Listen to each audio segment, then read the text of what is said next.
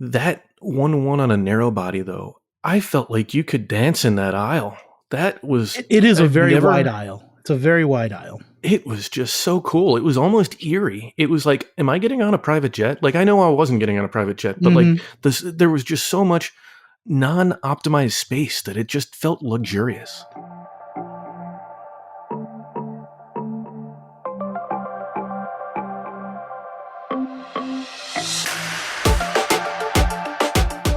Welcome to Travel Stories with your hosts, Tom Kim and Trevor Mountcastle.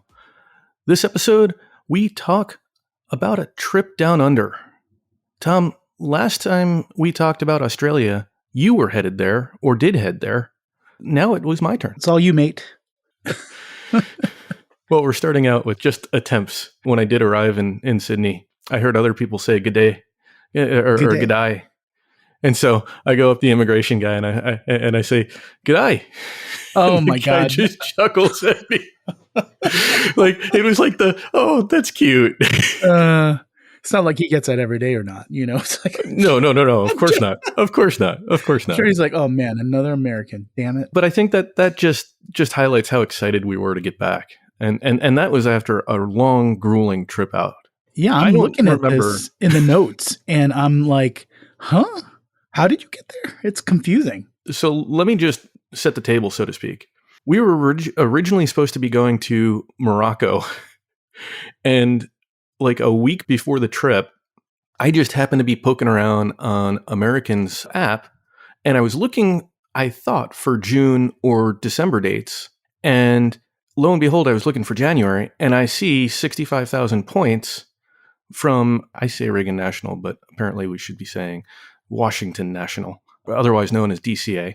I mean, it's called Reagan National. I mean, that is the name of the airport. Yeah, but so somebody had, this is a tangent, but somebody had mentioned to me in private that air traffic controllers don't really like calling it Reagan. They're not happy that of course not, because Reagan is the one that airport was named. Yes, yeah, because Reagan's the one that did that labor action against them when they tried to strike. He fired. Yeah, he fired them all. So exactly. Yeah, you're right. It's very ironic that an airport is called Reagan National, but you know, that was probably an FU moment to somebody. There's your history tidbit for the episode. Nothing to do with your trip on Down Under, I guess, yes. But if they wanted like actual structure to, you know, a podcast, they'd probably be listening like to the Air Show or something. Yeah. Okay, we've given them enough plugs on this podcast. We're not going to give them another one. Until they give us a plug, we're done plugging them. Yeah, okay, fine. No more plugs. Yes, so 65,000 per person in business. I got to tell you, that got us to Auckland. And I don't know if it's the fact that we had to stop in Chicago, we took a 2-hour delay in Chicago, or just the fact that you've got to go across the country and then your flight out is just so late. Like, I mean, it's 3 a.m. body time that we ended up boarding the plane to go to Auckland. Like midnight West Coast time. Yeah, midnight West Coast time. I don't want to cut ahead, but we were talking to a friend of ours that lived there, and I think he's a mutual friend. I think you know Andy as well. He was saying that Dallas is just so much better because they leave a couple of hours earlier local time, which really is like 2 to 4 hours earlier compared to LA time. It just works out a little bit better for the body, I guess. Well, so do you want to talk about the flights first, and then we'll kind of work our way through the rest of the trip? Yeah. So domestic flights are domestic flights. Won't spend too much time on that. Although we had a really great flight attendant and flight crew. We had a really great flight attendant and flight crew on the first flight to Chicago. So nice that they signed my daughter's book, Flight Log. The flight attendant was really, really great. And the cockpit crew gave her an American, the wings. But these wings actually said crew. Because of how much she had flown, they gave her crew wings. And I don't know if that's like a special thing or not. They looked at her flight log, which is not holistic, and said, wow, you've been around. You've been to places. Yeah, I think your daughter's been pretty well seasoned and traveled, for someone of her age. Yeah. The LAX Auckland flight, shifting gears, was on a 787. So it was that sort of like front back type seat. My daughter and I conked out. My wife soldiered on and actually had a meal. They ran out of meals so that when my daughter and I woke up, we were pretty much on one of those whatever snacks they had. Probably one of the worst crews I've ever had. Well, I'll say one of the worst crews I've ever had on American. Well, that's actually saying something because Yeah, they're a bunch of bad crews, and this is the worst. Like, who's worse than American? I'm sure. I mean, Etihad. I had a bad Etihad flight once. Oh, okay. Well, I've had a bad Etihad, but it's not American always, is known as bad. Yeah. What was the vintage of the crew? That is the crazy part. So some of them, I mean, it was a mix of age, right? There was an older woman, and then there were a couple of guys. The guys didn't look like they were terribly old, but they just didn't care or really? just didn't know how to do their job. I'll give you an example. Whoever set up the galley didn't do it in such a way that either that individual, he did not convey to his fellow colleagues where things were, or he set it up in a non-standard way, or both. So when I asked for a cappuccino for my wife, which they have on the 787, they can do the espresso, right? It was either a cappuccino or an espresso. She wanted frou-frou coffee or something that was non-standard cafe Americano, and they could not find the pods. They're looking everywhere. And then later in the flight, the person who did set up the galley is in the galley, and somebody walks in and starts opening cabinets, and the guy's like, "Tell me what you're looking for, and I'll get it for you." Like, very curt, very rude. I'm a couple of rows behind the galley, and I can hear this interaction. Wow. I mean, and then the older woman flight attendant was very, very nice. But she's like, "We have no idea what the arrival requirements are here. They gave us these forms. We recommend you fill them out. We haven't been here in a while." And I'm like, "You don't have anybody on your crew that has actually been to Auckland. You fly this every single day." I figured, isn't that kind of a job of like a purser or somebody like that? Right. Supposed to know those type of things. Yeah. And so it was just not a good showing for American. Then we arrive in a remote gate, which was not great, remote stand. But they did have like a bus, ramp. Like a bus gate? Yes, it was a bus gate. But they did have a ramp, and I thought that was good. So, it's a little narrow and better than the air stairs. Yeah. With the amount of stuff that we carry on, and I usually try to let my wife just take our daughter, and I try to take the rest if I can. This made it a little bit more manageable. But those things, I'd like to say this is like, normal, but I mean, like, Americans is very schizophrenic, don't you think? I mean, like, you can have really good crews, even the kind of the older vintage kind of crews. Like, there's some excellent flight attendants, that just have that kind of like grandmotherly. They really want to take care of you and make you feel at home. It sounds like you got the crew where they don't care. That it's a nighttime flight. They're not expecting to deliver a lot of service, and clearly they didn't. Yeah. I mean, it was an ironic trip when you think about it, because we started out with the best possible flight crew that we could have had. On the shortest leg, yeah. I mean, I bet you that's probably not very high for bidding, for bidding that flight. And then, probably one of the premium routes, we had the worst crew. I don't know. It makes sense when you say it that way, because you've got the most senior people that they've already put their time in, and now they're just kind of enjoying the fruits of their labor, I guess. But you still got to put the effort in.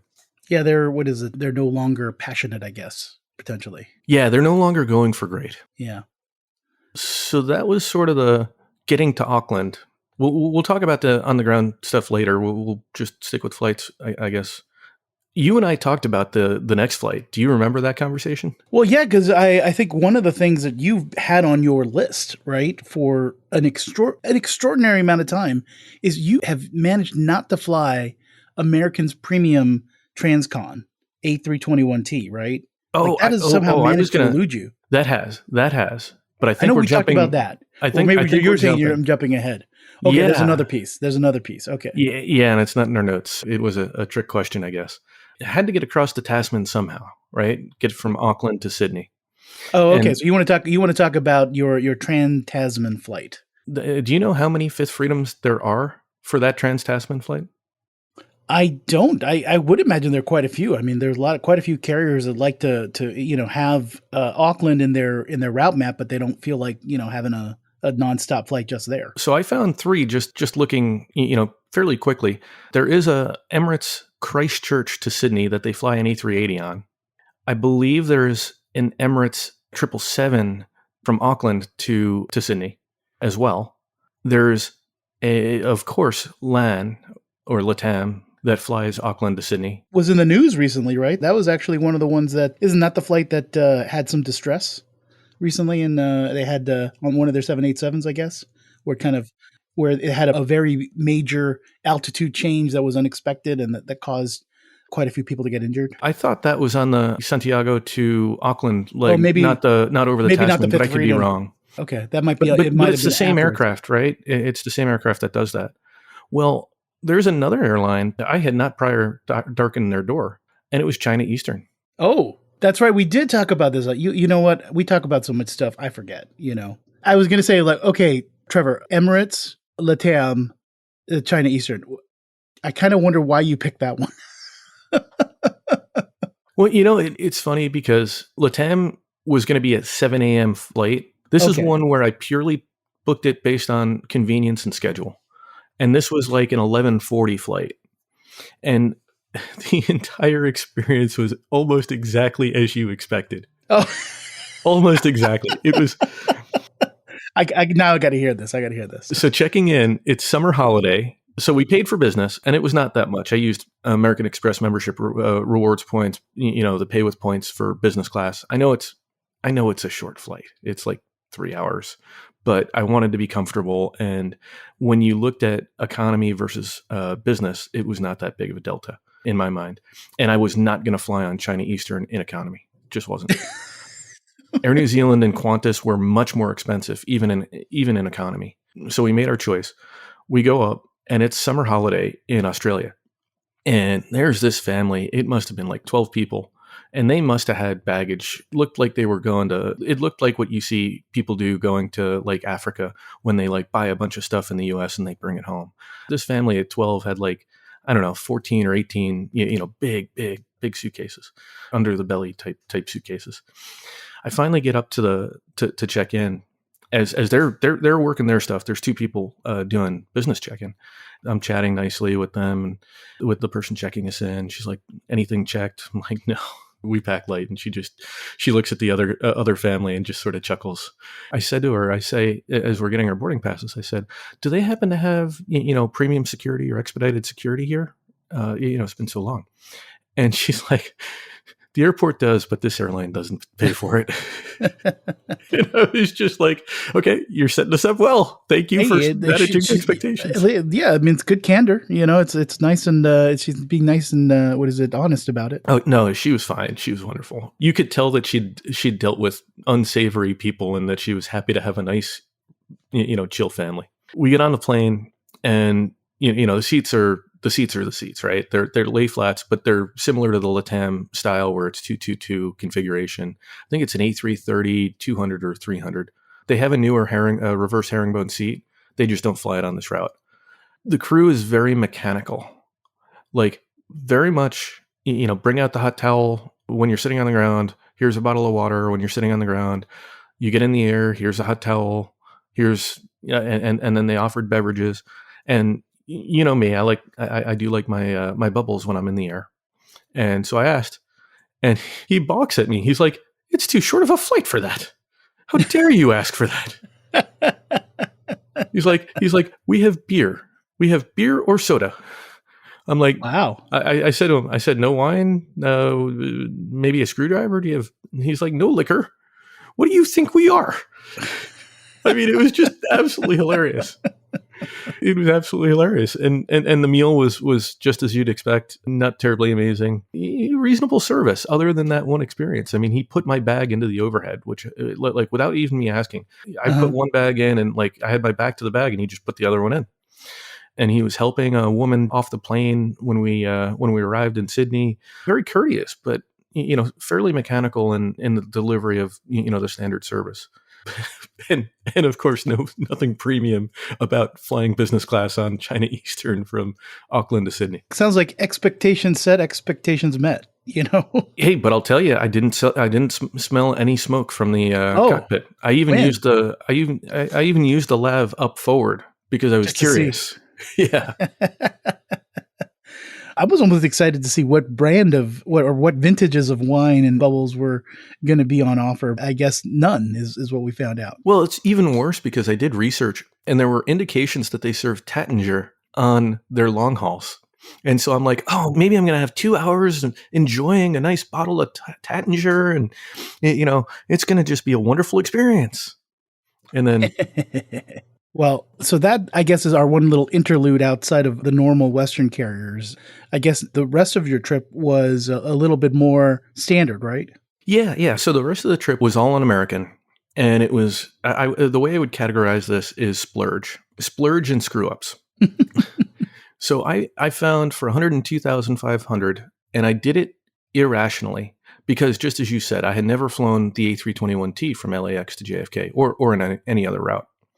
And so I found 102,500 miles per person, Sydney, LAX, JFK down to DCA. It's almost the exact reverse of what I did the year before. So Yeah. In first class. Figured the first class on the 737, on the 777-300ER is going away or changing somehow in the near term. Want to experience it one more time. And A321T. Yeah, get to face the window, right? They've got those swivel chairs, which is, it is kind of a unique product. I mean, it's not like there's any other first class cabin that flies where you can face the window while you're eating your food or working on your laptop or whatever. Yeah, about that facing the window. My wife and I and my daughter, we had the two middle seats and then one of the window seats. Okay. As we're taking a taxi or an Uber to the airport, my seating assignment changes. And now I'm behind in the middle, behind my family. You're all in the center section. Yes. And I'm almost irrationally unhappy because I'm like, okay, well, I wanted to be on one side and I wanted my wife to be on the other side. And, this is going to make things complicated, et cetera. Like I wasn't like, I was just irrationally unhappy because I was like, we planned such a great trip and I'd already been working with some schedule issues on the long layover in LA. And I'm like, why are you just piling on here? And I mean, it's not unreasonable to you pick your seats, right? You picked them for a reason. You had an expectation. Like I just said, part of the joy of flying, first class on American on the 777-300ER is the ability to face the window and no window. Yeah. I finally get on the plane and I had some time to cool down. Had the Qantas lounge, that certainly helped. And I asked the gentleman who unfortunately was hacking away the whole flight. I said to him, I'm curious, how did you boot me out of my seat? He's like, this seat's broken. I recently retired. I'm an employee. I'm flying on a free ticket or, mostly free ticket. So they give us the crappy seat, the broken seats. Oh, and I'm like, yeah, broken first class. Not bad. Thanks for taking one for the team. What was broken? It didn't go it didn't go flat. Oh, well, okay. That would probably be, yeah. If I had to pick, that's probably more of a problem than not being able to swivel to the window. Just a nice example of not jumping to conclusions. But I guess you could swivel toward Rose, right? Were you able to face each other for dinner? Well, she was behind us. I did it to my daughter. Oh, okay, so you were able to face your daughter for dinner. Okay. Yeah. The problem was she wasn't terribly interested in that. She had something on the screen. We had it's a bit of a gimmick the Pooh anyway. or something. Yeah, it's gimmicky. It was. Yeah, so we get into LA at 6 a.m. We navigate all that stuff fairly easily, and we're on a 3:40 flight out. Wow, that's a long layover. Yeah, this goes back to I booked this irrationally. I could have gotten us on a flight in, the standard domestic first class back home with like an hour or two layover. And I wanted that A321T. Hey, it's like the white whale, right? You need to slay the white whale. I had to. And we had a really, really great guy. We went to the flagship lounge and I said, tell me what options I got here. We got a long layover. We'd love to get on this flight. And right off the bat, he's like, so the flight that you want at 8 is delayed until 10:30.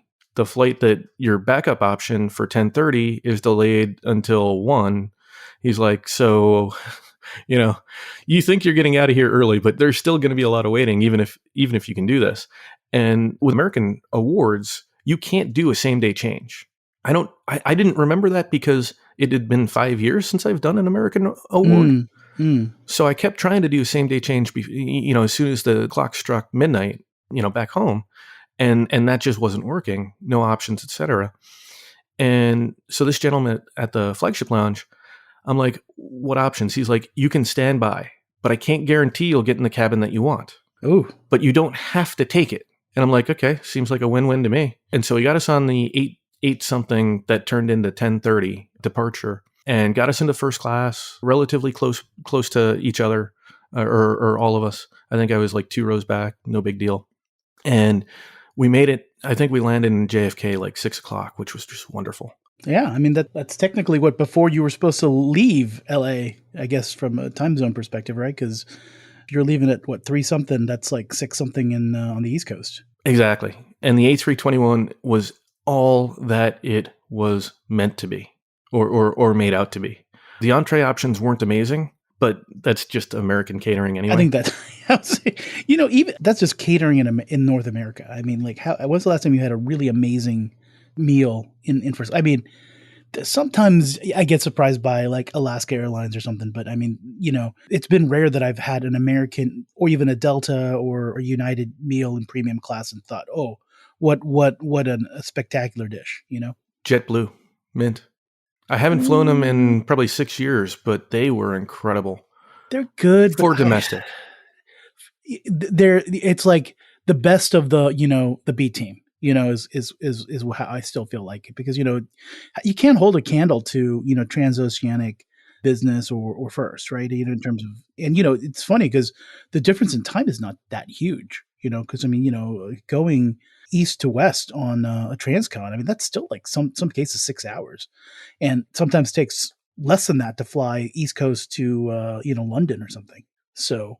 Yeah, or Ireland. Yeah, but we digress. But no, it sounds great. It sounds like you finally had an excellent experience on American Airlines, and even something that someone was able to help you kind of improve your situation, which very helpful lounge staff, which is kind of one of the benefits of having lounge access. It sold me on maintaining my Platinum Pro, candidly, so that I've got that ability to. Ooh. And you know what? I might just make the stretch to Executive Platinum. It'll come down to the wire. It's going to come down to the wire just based on if I can get Citi to like close my credit card statement at the right time. The thing about that A321T, so it's comfortable. It's the seat that we're all comfortable or we're all knowledgeable with, right? It's that reverse herringbone. 1-1 on a narrow body. That 1-1 on a narrow body, though. I felt like you could dance in that aisle. That was... It is a very wide aisle. It's a very wide aisle. It was just so cool. It was almost eerie. It was like, am I getting on a private jet? Like, I know I wasn't getting on a private jet, but like there was just so much non-optimized space that it just felt luxurious. Well, especially compared to when you start walking back toward business, Oh, yeah, then it gets tight. It gets tight. It's kind of funny. You have the exact opposite experience if you're in the one cabin below. Yeah, I didn't bother. Not even the lowest cabin, right? So I peeked back there, but I didn't really want to think about that. I those people, they keep walking. To finish it off, so I couldn't change everything about that itinerary, right? So because we were going to get in at midnight on the original itinerary, we had an 8 a.m. flight out of JFK the following day, and since we had landed at 6 p.m.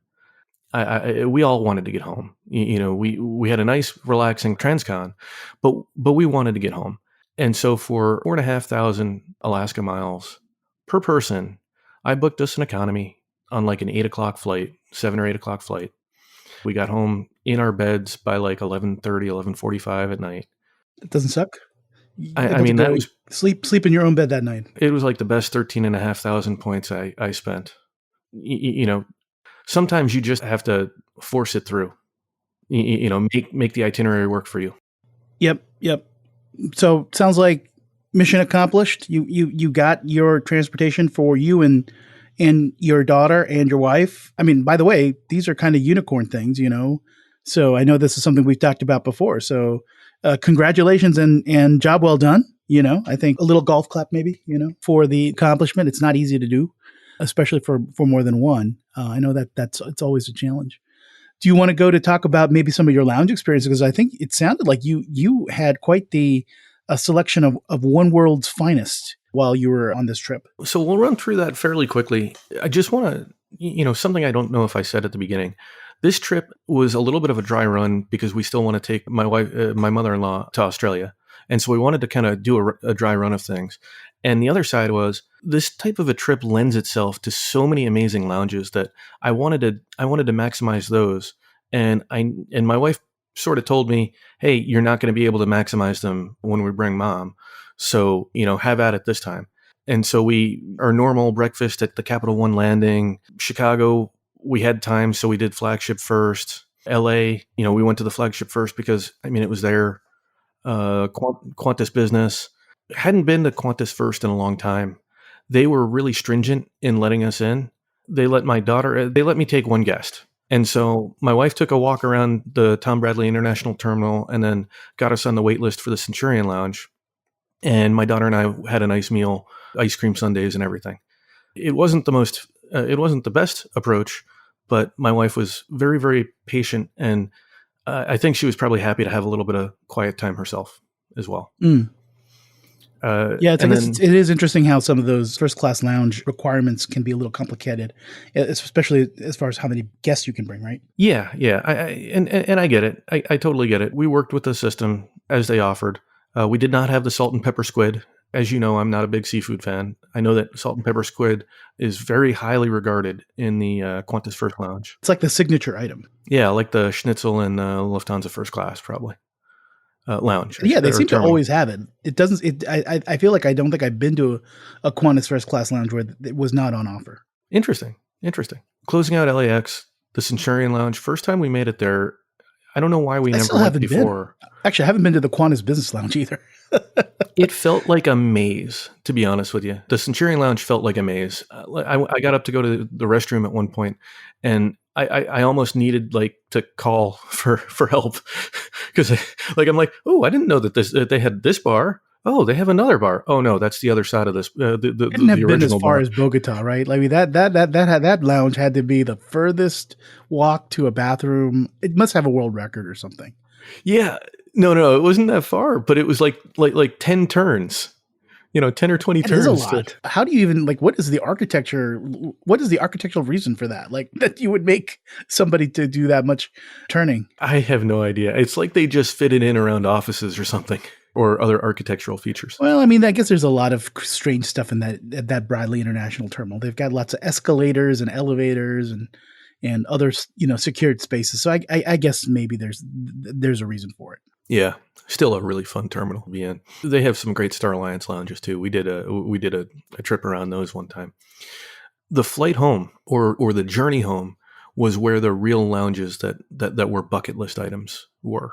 So are they checked off now? You don't have to go again? I would not go out of my way for the Qantas First in Sydney. I love the architectural features.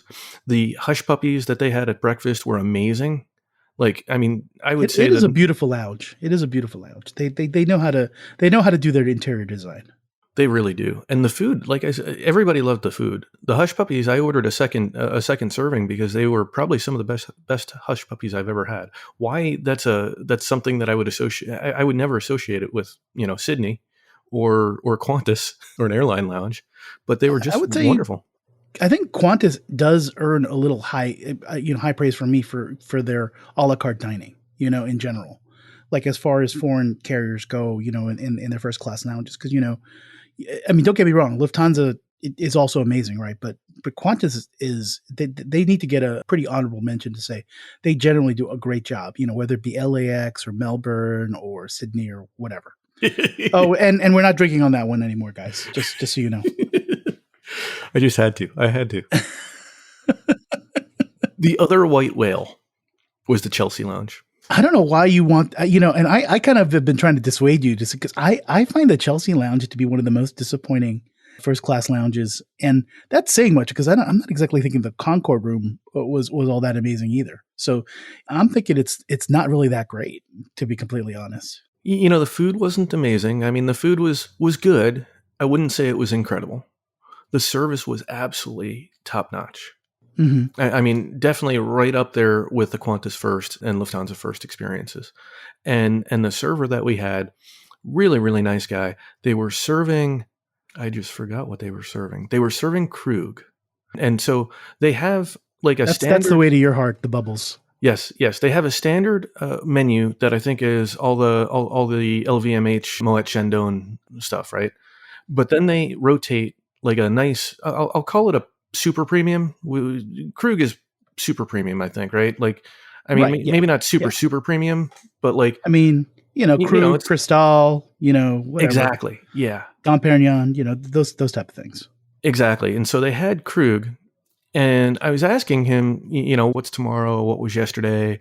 He mentions that Cristal was the day prior. And so he comes with a glass for my wife and I, each of the Cristal, Oh, okay. Yeah. because he just happened to have a bottle open. I see what they did to get you. Maybe this was AA doing a really good job of, basically, what is it, convincing you to go to executive platinum or whatever. But, my beef with that lounge is not the booze or the food or the service. It's so dreary. It's like you're in a dungeon. It's a cave. It really It's a feels like a cave. cave. There's A no gilded view. There's cave. nothing there. It's really not the best environment. That's my big problem with the Chelsea Lounge more than anything else. I agree with you on the spaces. I totally agree with you on the spaces.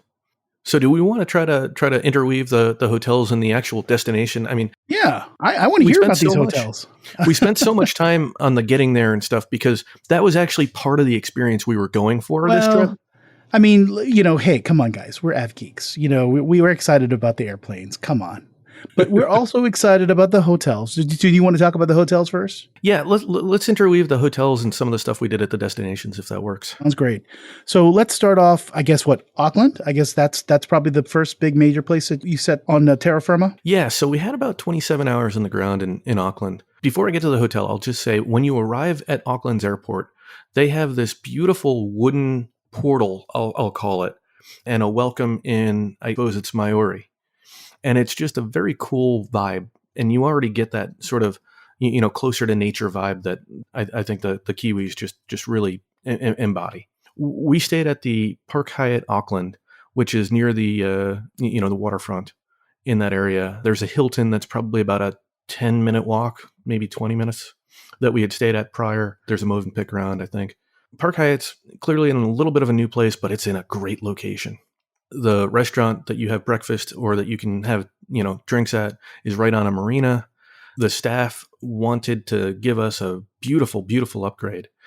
It was, 8, 9 a.m. in the morning, and and the family and I, after coming off that horrible American flight, we just wanted we wanted a room, we wanted to sleep. And so we took a basic room, and it was a very nice basic room. It had a nice bench, or like a kind of an L-shaped couch, I should say. It had a balcony. It just beautifully, beautifully done. And I think that's a fairly new hotel, but that staff was fantastic. And Auckland, again, I think we've talked about it in previous podcasts. When we talked, I think Joe Chung, stayed there, right? And Yeah. I forget if Spencer stayed there as well, but I know Auckland is a weird hotel market, right? Because you don't have a lot of options, right there. So this is one of the few good options with a familiar Western chain, right, that you have in Auckland. And it was a pretty good value with FHR. Probably a couple $100 more than or $100 or $200 more than I wanted to spend, but you get the $100 credit. They effectively tried to stack the FHR upgrade with my globalist upgrade.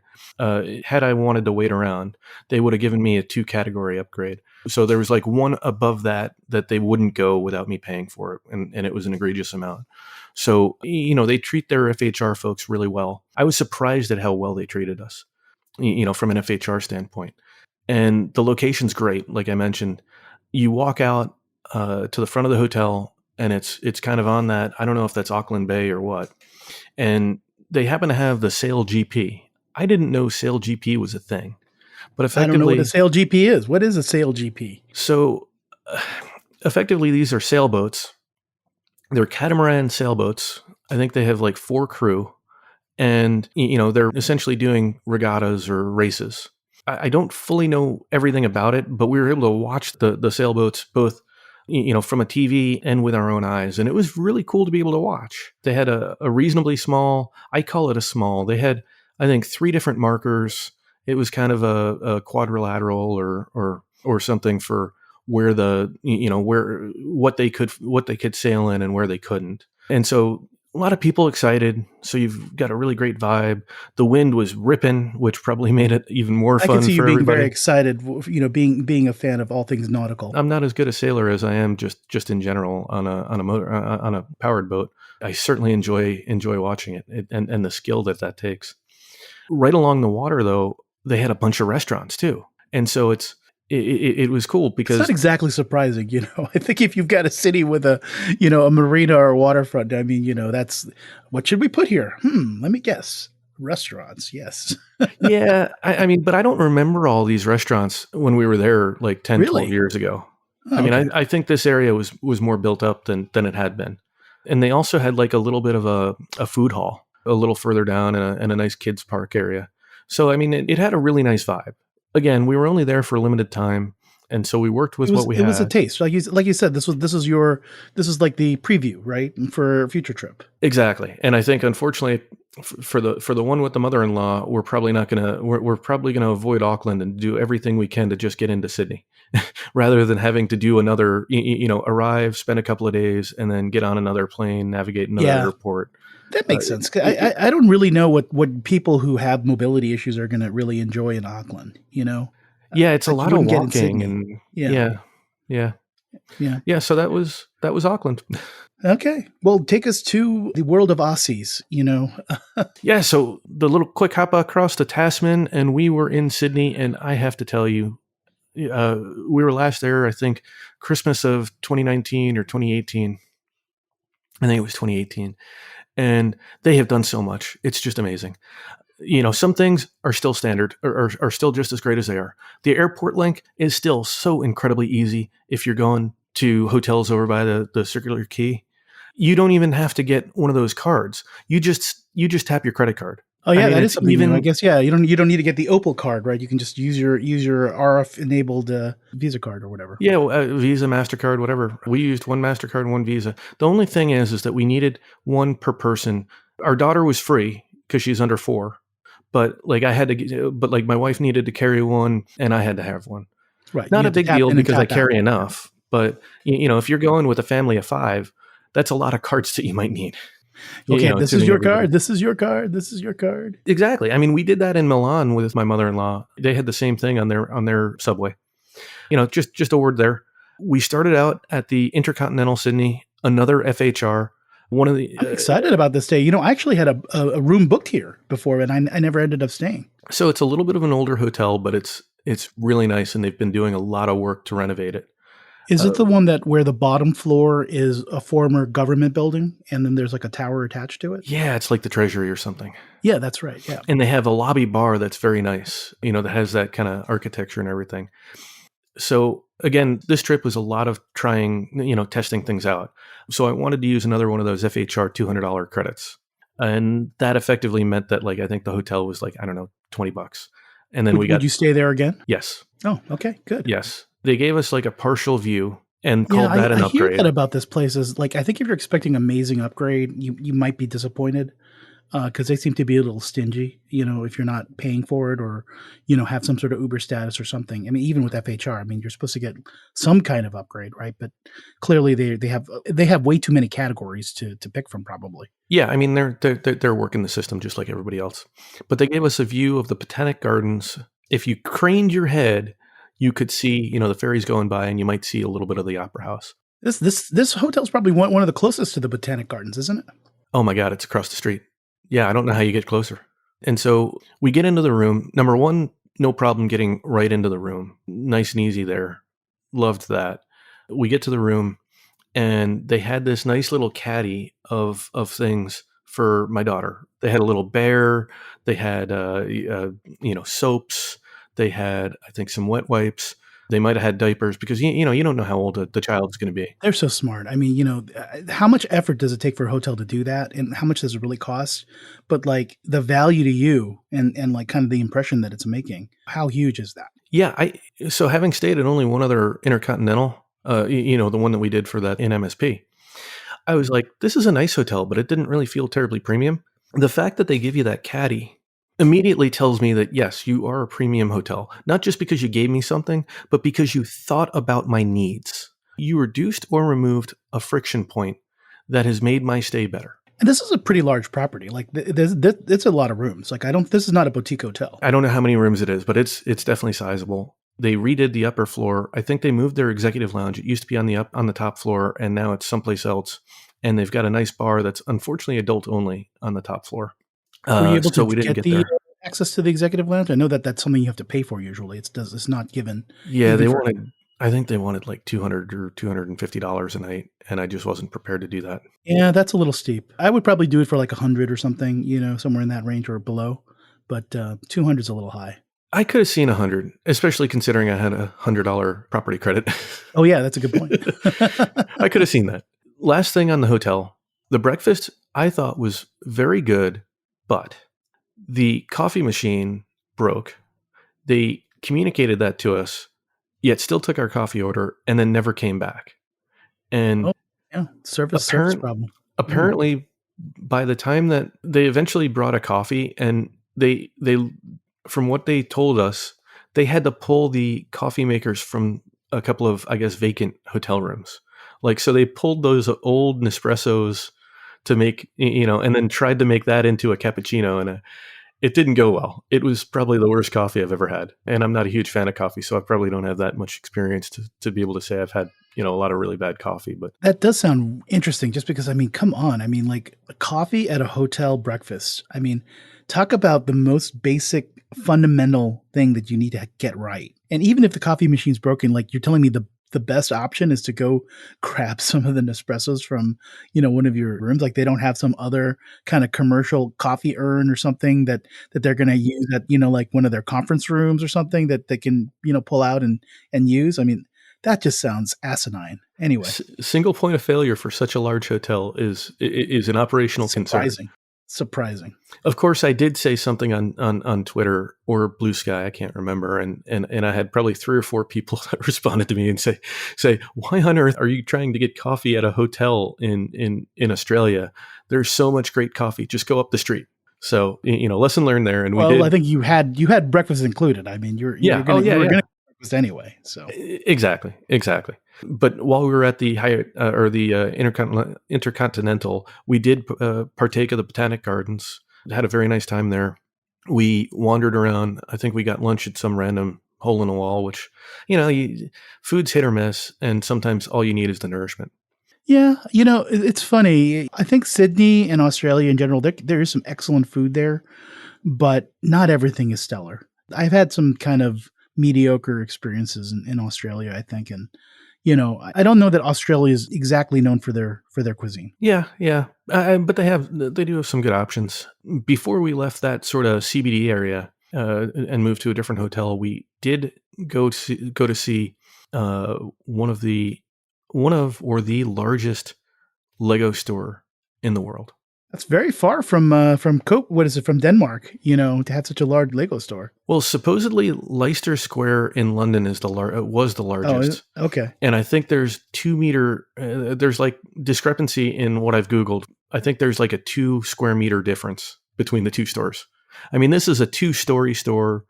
Beautiful, beautiful, just like a Lego store is. They had a Manly Ferry model that was not life size, but like they had the wheelhouse, and you could we got a picture of our daughter steering the ferry, for example, of the freshwater class Sydney ferries. They had koalas. They had this beautiful mosaic of the opera house on the wall, built out of Legos. So they did a lot of really like not things. A model, but a mosaic. Yeah. I'll send you a picture. It's hard to put in words, but essentially it's one of those elevation type mosaics where they had sort of the background, and then the opera house is probably a few bricks out, to kind of give it a little bit of 3-dimensional. Got it. So it wasn't completely flat. It was kind of like with a little bit of an elevation. Yeah. The one thing I was surprised, I don't remember seeing you remember the old creator expert opera house, like the big one that probably, I don't know. Probably don't. I don't pretend to be as Lego focused as you, but you have other reasons for that focus, which we won't get into on this episode. Touche. Yeah, but they did have a large Lego set. I won't say large, like they've done with the Eiffel Tower, which is just bananas. But they did. Lego had that set at one point, and I was surprised that they didn't have any version of that in the store that I saw. They were much more focused on koalas, which I mean, in and of itself is very cool. And the Manly Ferry was Well, very I cool. mean, sounds like a great souvenir, for somebody to take home It with them. does, yeah. I was going to say you mentioned ferries and Manly. I mean, I feel like you make quite a bit of use out of some of the ferries, right, from Oh Circular Quay. yeah. We love those ferries. They're just such a nice experience, and actually they've gotten nicer since we were last there. They've got I think 3 or 4 classes of ships, and they've got I think the freshwater class is the big traditional ship that I think everybody who's seen Sydney Harbor, where they've got a bow on both ends, and they go back and forth to Manly, and it takes about a half hour, give or take, on that. Well, they now have Emerald class. I think they're Emerald class catamarans, and those only take about 20 minutes, and it's the same price. It's the same price as the Manly Express that's also a catamaran and 20 minutes. So I mean, they've made it so much simpler. They've made it so much simpler to get around. So we went to Manly twice, and being during summer vacation, it was a very interesting experience.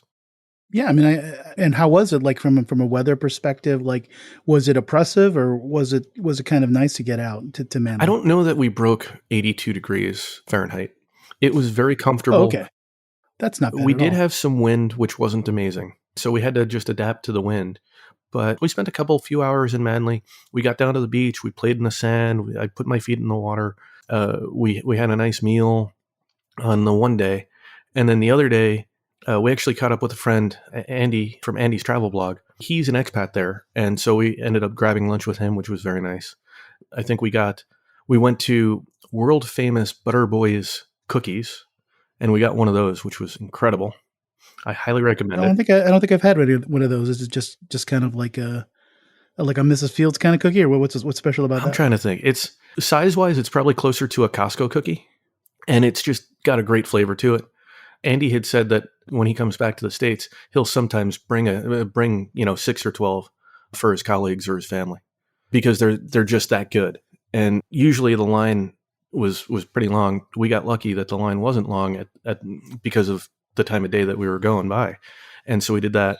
And now I so want to go back just for those. Sounds like something to put on your I list, right? recommend it, and if anybody's on that Google Maps that we created for like kid play areas, I think I put Butter Boys on there because there's a kids playground right nearby too.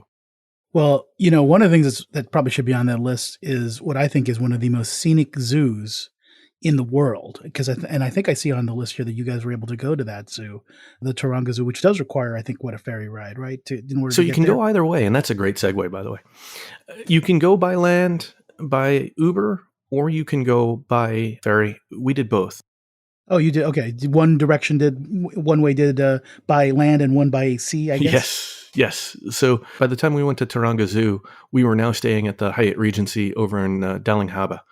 And I say that like a Bostonian, which is not I good was at gonna all. say it's like, uh, is that the I don't. okay? Well, Yeah, no, it just rolled out there. Okay, we'll move past that. So anyway, we had made the decision that if we were going to go down to Circular Quay, we were going to just take a cab because otherwise it was going to take like a half hour, and we weren't going to make it to the zoo for a rope drop. And so it was the same price to go to Circular Quay as it was to go to Taronga Zoo. And I said, okay, well, no brainer there. that makes a decision up. Yeah, And yeah, yeah. so we didn't have to deal with the shuttle. They have a shuttle that brings you or that can bring you up from the ferry. It looked to me like you could enter the zoo from the ferry area as well, but you would never want to do that, in my opinion, because then you're going up the entire All time. uphill. Yeah, Yeah, it's all yeah. uphill. Yeah. So we ended up starting at the top and moving our way down, and it was just so wonderful. We didn't get that perfect giraffe shot overlooking. Oh my god, I love that giraffe shot. It's like it's the best. It's like those giraffes are so spoiled. Like they have like the most amazing, skyline view of I would imagine any mammal in captivity. Yeah, and they looked like they were enjoying it, but I just couldn't get the right angle to get the opera house in the photo. And they were also looking down a lot. I guess it was just hot. But they have a couple of lions that my daughter liked. They had a tiger, which was cool. The way they do their kangaroos and wallabies is you sort of walk into an enclosed area. You've got 2 doors, and there's a couple of minders that stay in there, and you stay on a path, and a kangaroo might just want to hop by, and it's just kind of a cool experience. It is a very cool experience. I think they also have like a koala encounter thing, but I actually find that koala encounter is, or at least when I did, and by the way, this is probably like a decade ago, but I thought it was very kind of underwhelming compared to what you can get like in someplace like Brisbane or some of the other areas in Australia where there you can get much closer and you can get much nicer photos and Yeah, I things. didn't see anybody partaking of the koala encounter, but Yeah, I think you're better off skipping. yeah, Brisbane is definitely where I'm going to do it. They had a cool thing in that area where you could kind of do like a rope walk over the animals and stuff, which seemed interesting. Some people were doing that. Not really something that my family didn't feel age appropriate. They had a gorilla that was very interesting. Didn't really want to interact too much, but we were able to see him. I can't remember a lot of zoos that have gorillas, so I thought that was a pretty cool experience. Well, I mean, they're kind of scary. You don't want to get too close to a gorilla. He was They pretty could kill you. chill. He was chill. I mean, lions are scary too, Um, but they're in every zoo around. that's true. Well, I mean, it does sound like the Taronga Zoo has a lot of upcharge opportunities. Although it sounds like the things that I find the most unique about it are free. Right? It's that amazing view of the Sydney skyline. Yeah, and they had a amphitheater sort of a water show. I can't remember whether it was seals or otters or what.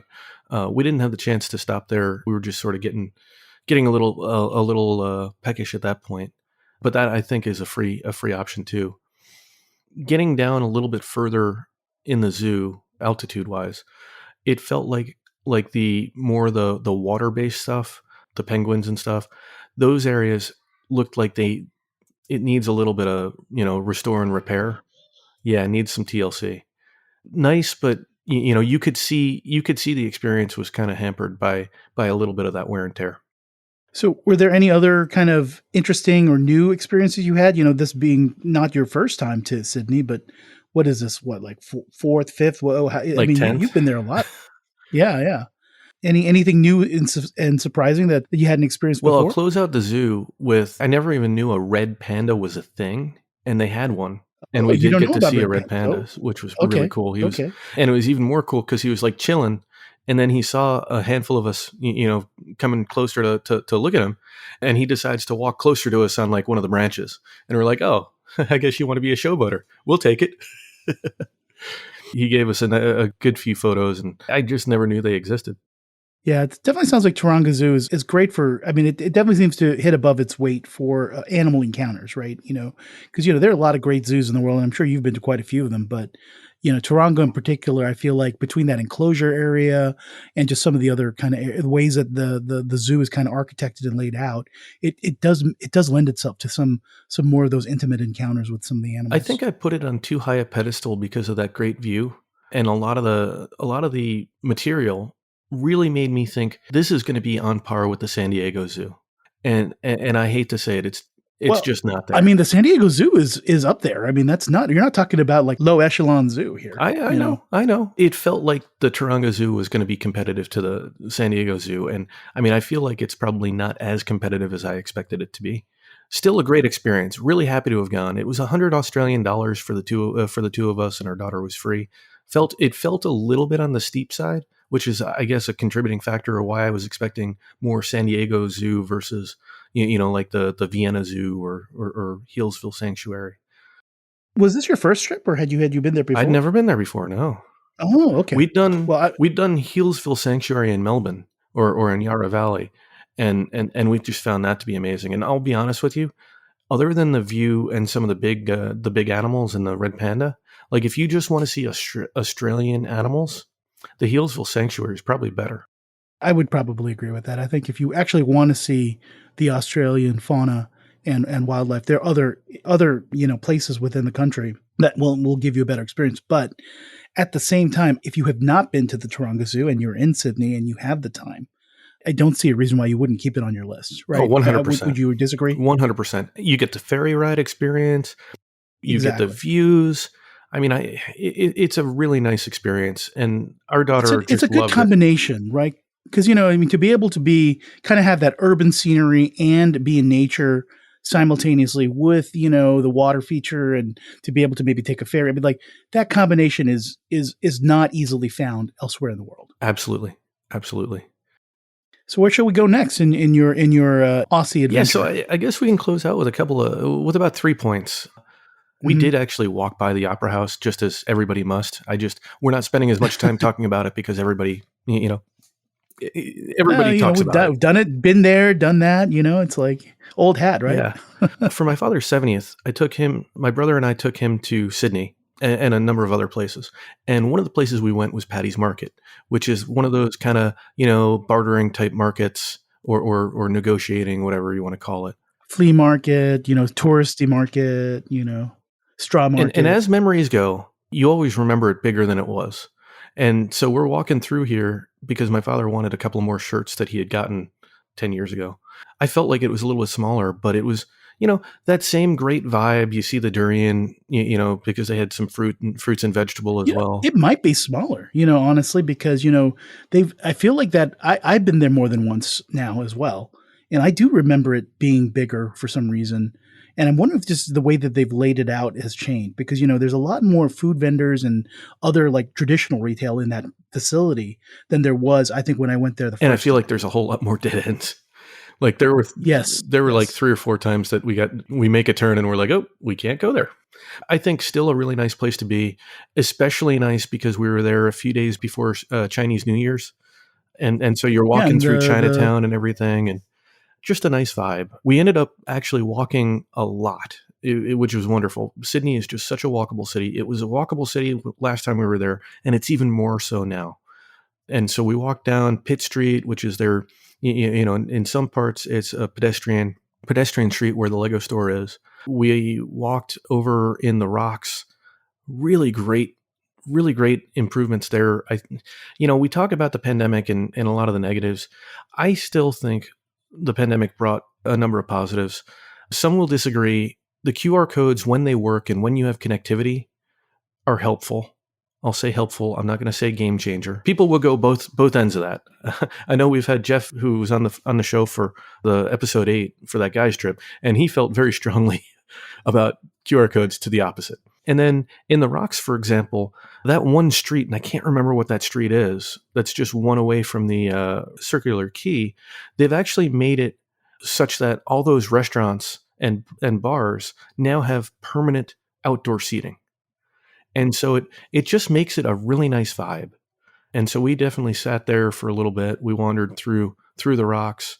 And then if you go around the rocks, you've got Walsh Bay has a bunch of piers, and that's over where the Sydney Pier 1 Sydney Harbor Marriott Autograph Collection Hotel is. It's also where they depict NCIS Sydney's headquarters is, or their office. So if you're an NCIS fan, Are there a lot of NCIS Sydney fans? I mean, is this? I mean, I'm aware of the show, but I've never watched an they had a episode. short initial season, and then they kick off their next season sometime in February.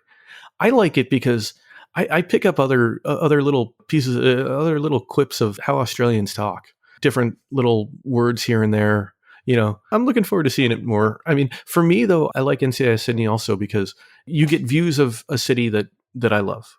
It's probably Yeah, it why is. It is a very scenic. It's a pretty and very scenic it's city. probably why There's probably a reason why they've picked that city to base a I show mean, on. it's probably why people sometimes watch New York City shows, right? Because you get to see Yeah, it's the true. Statue of Liberty and just the beauty of Manhattan and everything. There's something about familiar. I think that there's something cool there. When you pass Walsh Bay, though, is where the real change has happened. So in the old days, last time we were there, you could walk to Walsh Bay and then you had to like go in city streets and go around construction and everything.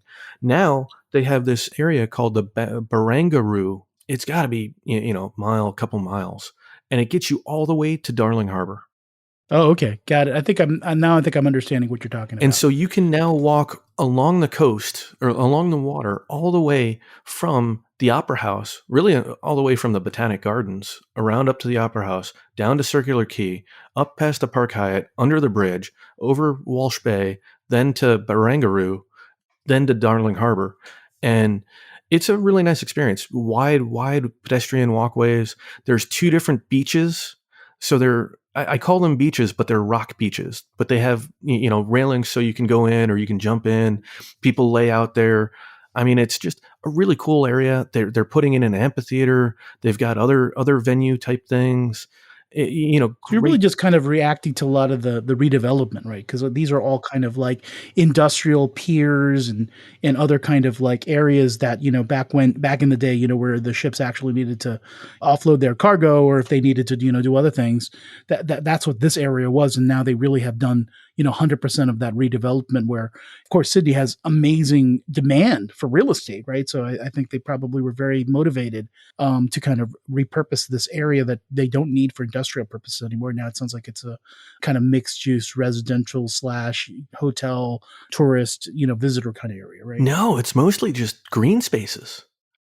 Oh, you think there's a lot of green space that Yeah, they've like added? Okay, between Walsh cool. Bay, so they call it the Barangaroo Reserve, and you've got right Mm, along okay. the water. You've got green spaces. You've got a bike path. You've got a walking path, and you got a couple of areas, like I said, where you can get in the water, and then you get into the more mixed stuff. More like Witches in Darling Harbor in Yeah. that area, which is also, I think, had a pretty big, I think, transformation as well. I mean, not that it wasn't already built up a couple years ago, Oh but yeah, they put in a they seem to be casino. very much, yeah, they're just constantly, redeveloping, even areas that weren't really that old. But, I know I stayed there, was the last time I was there at the brand new W Hotel that was right there, that didn't Yeah, and exist. that hotel looks beautiful.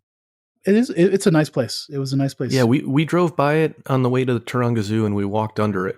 Right in that hotel, by the way, there is, or I guess, in Darling Harbor, like under the hotel, there is An IMAX theater? no gelato, a Oh, you were gonna talk about the gelateria, and they have blood uh, orange gelato, and it was they incredible. have blood orange gelato in a lot of places. Although I've had blood orange gelato in some places, and I've it was like way too sour and bitter. I was like, ugh. This, this, But this I had a guess this good one was not one of this these. had a good This one had a good balance of flavor. flavor.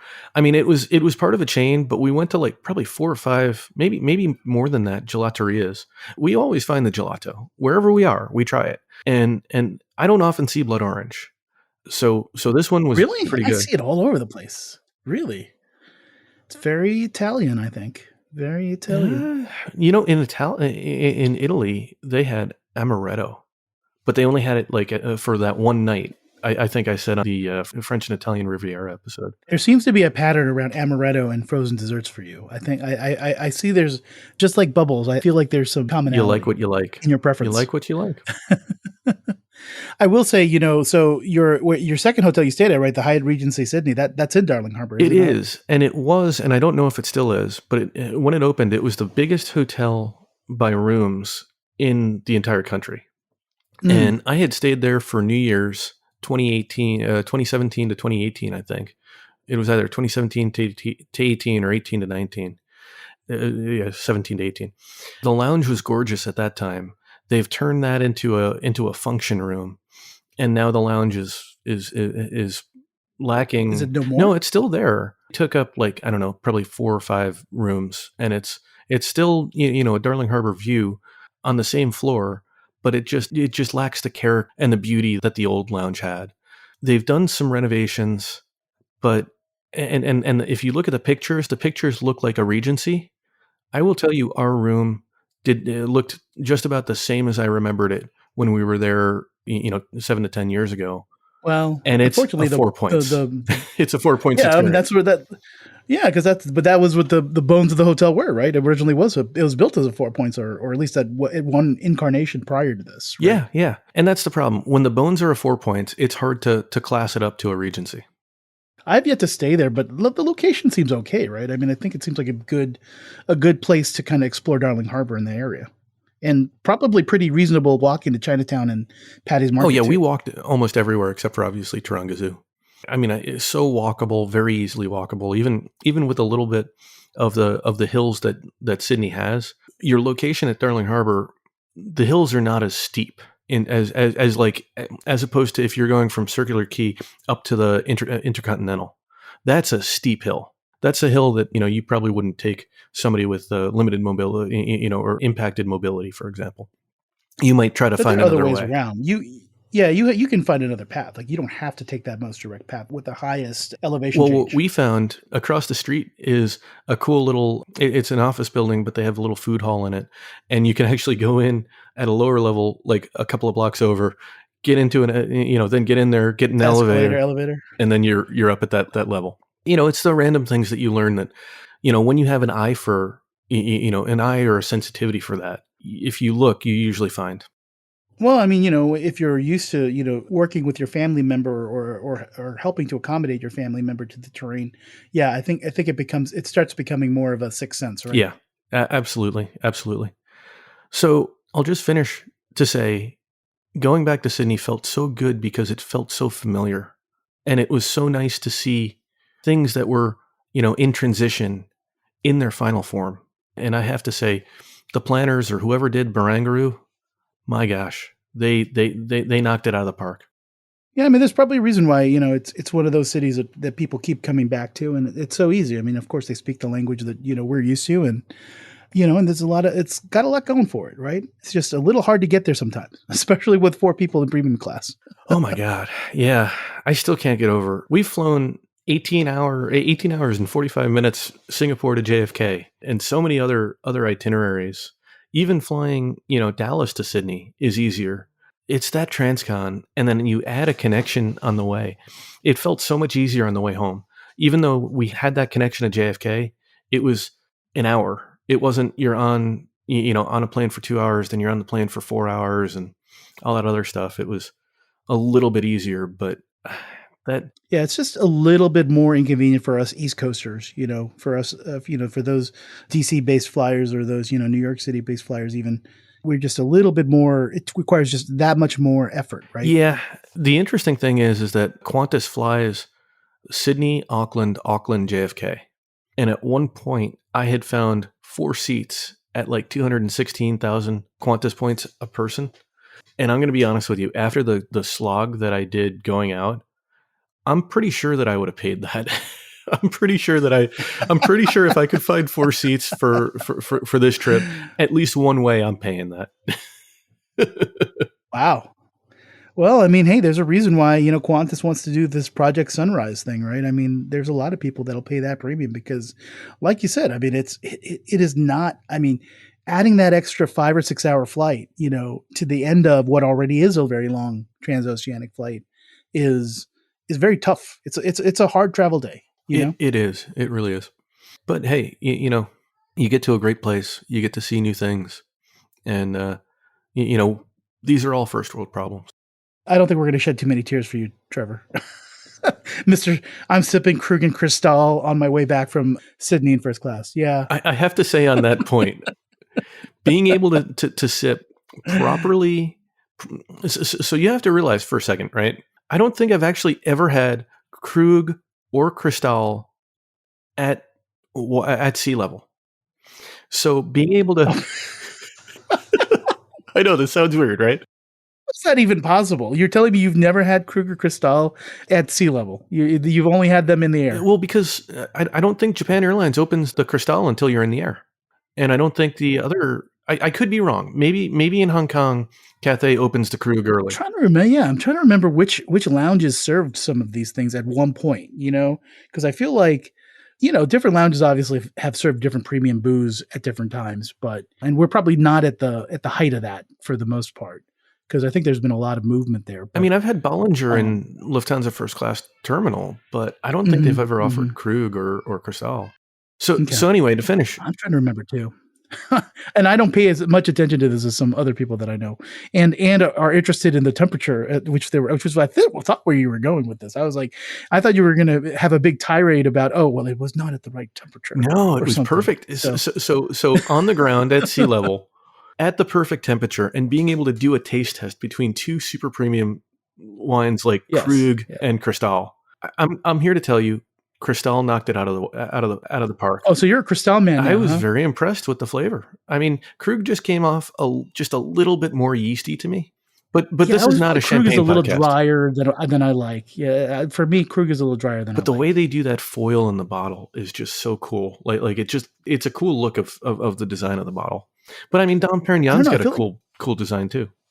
Yeah, they do too. And with Cristal, like that's a pretty premium looking bottle too. Usually, well, it's usually unwrapped by the time you see it. That's but, you know, true. I guess if you buy it at the That's store. a good point. Yeah, I didn't think of that. The buy it at the store versus when they present it to you just before they're going to, Well, they're not going to be leaving. They're not going to be putting in ice in like whatever foil or whatever that it's covered in. Right? That's true. That's true. Okay, well, there's your champagne corner. Well, I guess it wouldn't be a Travel Stories talk with Trevor if we're not talking about some kind of champagne, I guess. Yeah, I'm going to go with that. Well, that's the show. Thanks for joining us, and we hope you enjoyed listening. If you've enjoyed this episode, consider becoming a Milenomics Patreon member and get even more access to in-depth miles, points, and travel content. And even the occasional champagne content. Until then, we hope your next story is a travel story. Or a champagne story.